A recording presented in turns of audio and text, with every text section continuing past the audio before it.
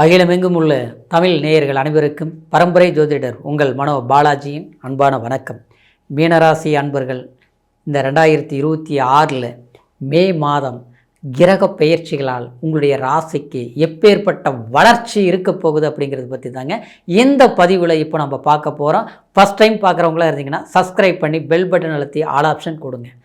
மீனம், செவ்வாய் பகவான் உங்களுடைய ஜென்மத்தில் இருக்கக்கூடிய மாதம்.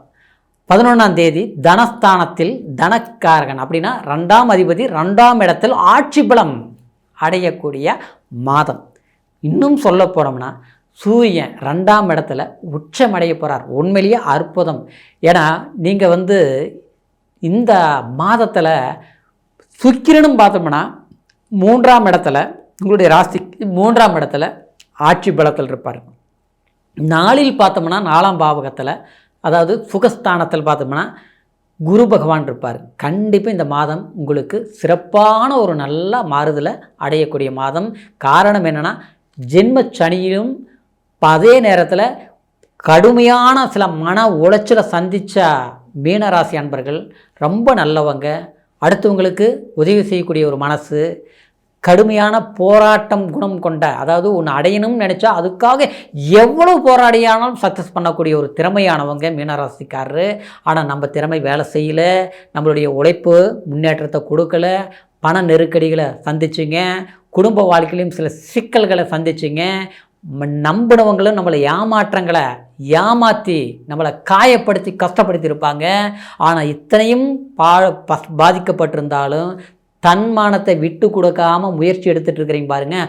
அதுக்கு கிடைச்ச அங்கீகாரம் தான் இந்த மே மாதம். கண்டிப்பாக சொல்கிறேன் பாருங்கள். 2ஆம் இடத்துல செவ்வாயும் சூரியனும் இணையக்கூடிய இந்த ஒரு காலகட்டம் நீங்கள் பேச்சு சாமர்த்தியினால் சக்ஸஸ் பண்ணிடுவீங்க. வீட்டில் தேவையான ஒரு சில வித்தியாசங்கள் செய்து முடிச்சிருவீங்க. எதை எதிர்பார்த்துட்டு இருந்தீங்களோ அடையணும், இது கிடைக்கணும், ஒரு வேலையாக இருக்கட்டும், பண வரவாக இருக்கட்டும், எதிர்பார்த்து கிடைக்காமன்றது பார்த்தீங்களா, அது சக்ஸஸ் பண்ணிடுவீங்க. சரிங்களா? எது எப்படி இருந்தாலும் ஆரோக்கியத்தை விஷயத்தில் கொஞ்சம் கவனமாக இருந்துக்கோங்க. சரிங்களா? வண்டி வாகனம் போக்குவரத்து சம்மந்தப்பட்ட விஷயங்களில், சரிங்களா, அடுத்தவங்க கூட போகிறது, நேரங்கட்ட நேரத்தில் பிரயாணங்கள் செய்கிறது, அதிகமான பிரயாணங்களை கொஞ்சம் தவிர்த்துக்கோங்க. இது மட்டும்தான் முக்கியம்.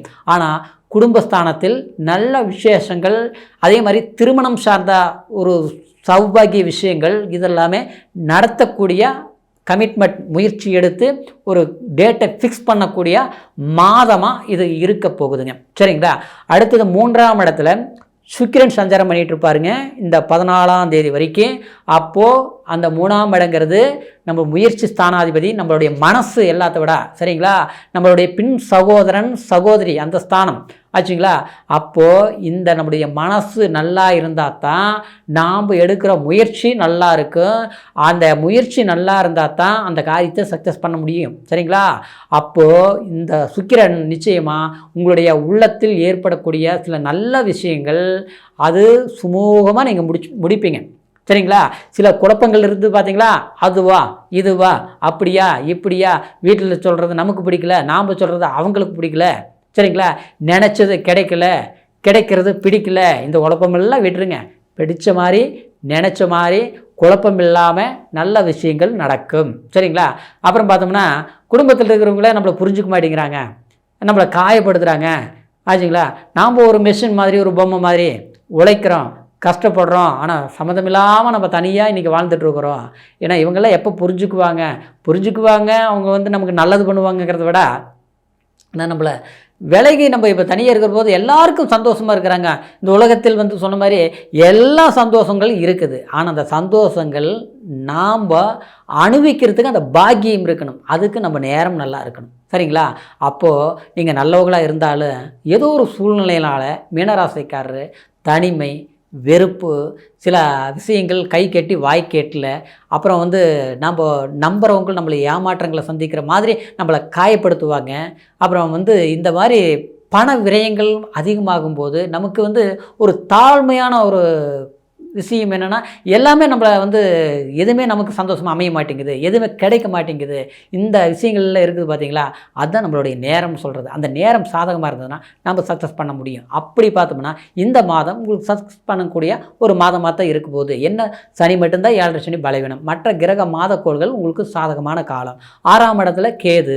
அப்போ வந்து இந்த கேது ஞானத்தையும் யோகத்தையும், 6இல் இருக்கக்கூடிய கேது ஒரு புனிதமான ஒரு பயணத்தை குறிக்கக்கூடிய அந்த சுக்கிரன் ஒரு யோகம் கண்டிப்பாக உங்களுக்கு வந்து ஒரு மாறுதல் கொடுக்கக்கூடிய சந்தர்ப்பம் உருவாகும். அப்போது உங்களுக்கு அடுத்தவங்களால் ஒரு சம்மந்தமில்லாத ஒருத்தர் நாங்கள் சந்திக்கிறோம்னு வச்சிங்களேன், அவங்களால நல்லது நடக்கலாம். ஒரு இடத்துல வேலை செஞ்சுட்ருக்குறோம், இந்த வேலை நிலைக்குமா நிலைக்காதா, வேலை போயிடுச்சு, வேலை கிடைக்குமா கிடைக்காதா, கிடைக்கும்.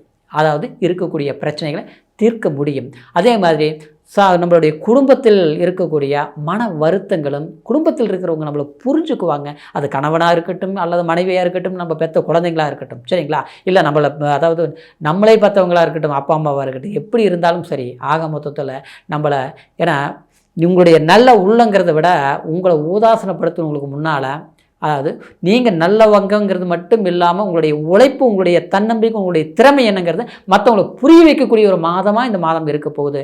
அதனால் எதை பற்றியும் கவலைப்படாமல் எடுத்த முயற்சிகள் சரியாக பயன்படுத்துங்க, நீங்கள் சக்ஸஸ் பண்ணிடுவீங்க. சரிங்களா?